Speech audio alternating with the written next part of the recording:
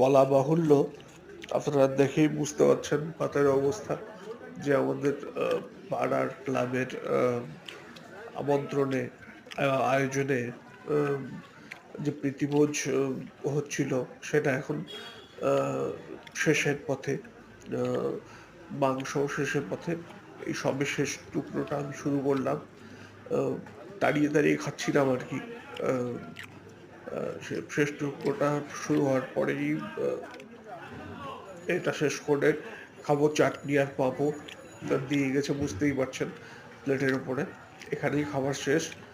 আহ, মানে আহ, ইচ্ছা ছিল যে আরো দু এক রাউন্ড চলতে পারে, কিন্তু আহ, ইচ্ছাটাকে ব্রেক করতে হলো। কারণ পাড়ার ক্লাবের তো একটা বাজেট থাকে, অল্প বাজেটের মধ্যে করতে হয়।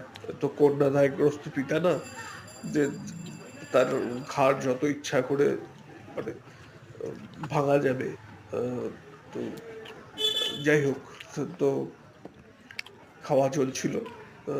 দুর্দান্ত। খাওয়াটা শেষ হয়ে যাচ্ছিল, যে একটু মনটা খারাপও ছিল। সেই জন্য খাওয়ার স্পিড একটু কমিয়ে কমিয়েই খাচ্ছিলাম। আহ, আহ, আহ, বিরিয়ানি শেষ। পেটে বিরিয়ানি গিজগিজ করছে। আলু বিরিয়ানি। আর আহ, তার সঙ্গে সঙ্গে মাংস শেষ অংশটুকুও মুখে চালান করছি। এই অবস্থায় অপেক্ষা করে আছে আহ, চাটনি, খেজুরের চাটনি। খেজুর, টমেটো দিয়ে তৈরি চাটনি, আর পাঁপড়, যেটা নেমন্তন্ন বাড়িতে মাস্ট। অনেকেই আমি দেখলাম চাটনিটা নেন না।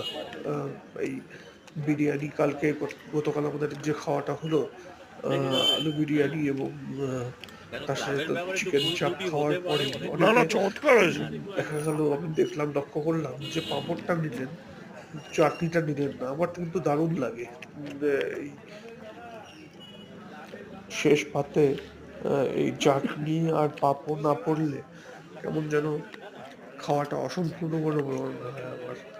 আহ, আর তার সঙ্গে যদি একটু দই হয় শেষে, তাহলে তো একদম জমে ক্ষীর।